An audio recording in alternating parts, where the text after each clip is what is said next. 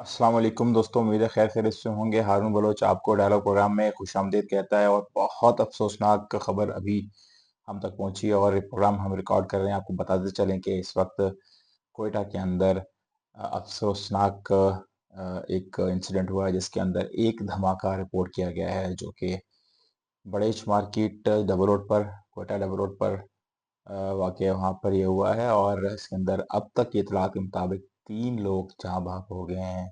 बहुत अफसरदा है दिल। और 21 के करीब शदीद जख्मी हैं।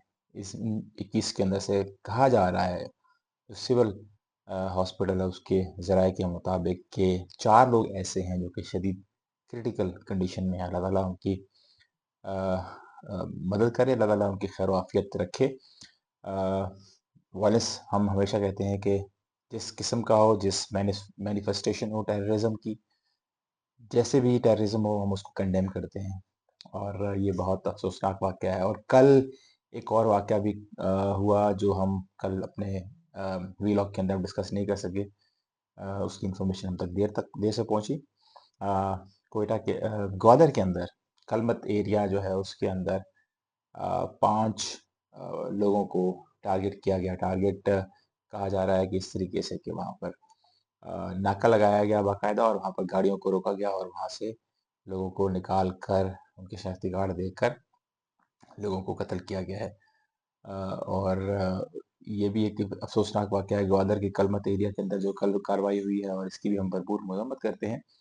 हालात बहुत ज़्यादा ख़राब हम काफ़ी दिनों से नोट कर रहे हैं, हुए हैं, और हम बार-बार यही कह रहे हैं कि इन हालात को सुधारने के लिए स्टेट को एक वाज़ेह जो तर्ज़ अमल है उसको अपनाना पड़ेगा। तर्ज़ अमल छुपा हुआ नहीं होना चाहिए। उनके जैसे उन्होंने इस चीज़ का इंदिया किया था, अभी जो नेशनल सिक्योरिटी की कमेटी पार्लिमान की थी, उसके अंदर हमने देखा कि एक कोई चॉक आउट किया गया है प्लान, नेशनल एक्शन प्लान, या उसको रिवाइज किया है पुराने वाले 2015 वाले जो नेशनल एक्शन प्लान था उसको। तो जो चीज़ें स्टेट ने डिसाइड की हैं, एक चीज़ सामने आई कि स्टेट ने कहा था अब हार्ड पॉलिसी अपनाई जाएगी। तो हार्ड पॉलिसी के पैरामीटर्स क्या हैं वो डिस्कस होने चाहिए, लोगों को पता चलना चाहिए, ताकि अवाम भी कि जिस किस्म की भी इंटेंशंस गवर्नमेंट की हैं, अवाम उससे एक तो आगाह हों। और दूसरी बात है कि जो अच्छी चीज़ें उस नेशनल एक्शन प्लान के अंदर हैं, अवाम भी उनको हिस्सा बनाया जा सकता है उसके अंदर। और जहाँ जहाँ मुमकिन है डायलॉग करना, वो तरजीह होनी चाहिए स्टेट की। हम शुरू से कहते हैं कि अगर स्टेट को फोर्स या पावर इस्तेमाल करना अच्छा लगता है, तो उसके 70 सालों में कोई नताइज बरामद नहीं हुए हैं। चीज़ें खराब हुई हैं इस पावर की वजह से। और जो डायनामिक्स आज बलूचिस्तान के अंदर हैं, कभी भी ऐसे नहीं थे।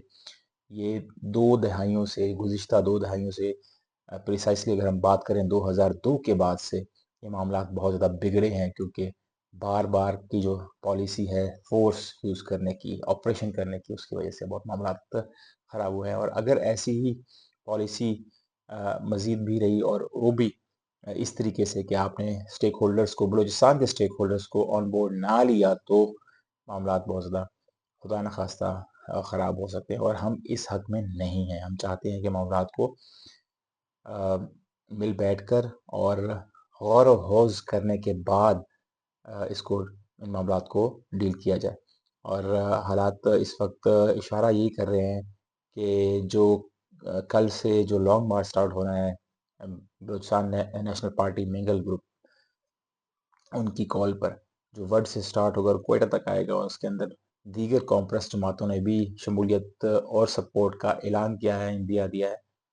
तो अल्लाह ना करे इस किस्म की कार्रवाई खुदा न खास्ता अगर उनको भी निशाना बनाया गया, तो वो बड़ा बहुत बड़े पैमाने पर नुकसान हो सकता है, और मज़ीद हालात बलूचिस्तान के ख़राब हो सकते हैं। क्योंकि इस लॉन्ग मार्च की क़यादत कौम परस्त जमात के लीडर और बुज़ुर्ग सियासतदान, जिसके ऊपर लोगों का बहुत एतमाद है, और लोग उनकी फॉलोइंग है उनकी, और उनको ऐसे ही फॉलो करते हैं जैसे एक ज़माने में बुगटी को किया करते थे, नवाब अकबर खान बुगटी साहब को। तो वैसा अ, अल्लाह ना करे। ایسی بات سوچنی بھی نہیں چاہیے، لیکن ہم چاہتے ہیں کہ وائلنس نہ ہو، کسی بھی طرف سے وائلنس نہ ہو، اور اگر لوگ پیسفل طریقے سے اپنا احتجاج ریکارڈ کرانا چاہتے ہیں ان کو ریکارڈ کرانا دیا جائے، اور بلا وجہ اس قسم کی ٹینشن کی صورتحال میں جہاں پر بہت زیادہ وائلنس اور ٹیررزم اور عسکریت پسند گروپوں کی طرف سے اٹیکس ہو رہے ہیں جس میں عوام کی جانیں جا رہی ہیں، وہاں پر اس ایشو کے اوپر چیزوں کو توجہ کو مرکوز کرنا چاہیے، بجائے اس کے کہ اس قسم کی جو پروٹیسٹ ہے جہاں پر لوگ اپنے آواز بلند کرتے ہیں اور اپنی بات کرنے کی کوشش کرتے ہیں، ان کو دبا کر مزید معاملہ اسٹیٹ اپنے حق میں خراب کرے۔ تو آج کا ڈائلاگ اتنا ہی، لیکن ہم گہری نظر رکھیں گے کیونکہ کل کا دن بہت اہم ہے، اور آج جو ہوا اس پہ دل بہت افسردہ ہے، اور ہم سب کو مذمت کرنی چاہیے ٹیررزم یا وائلنس یا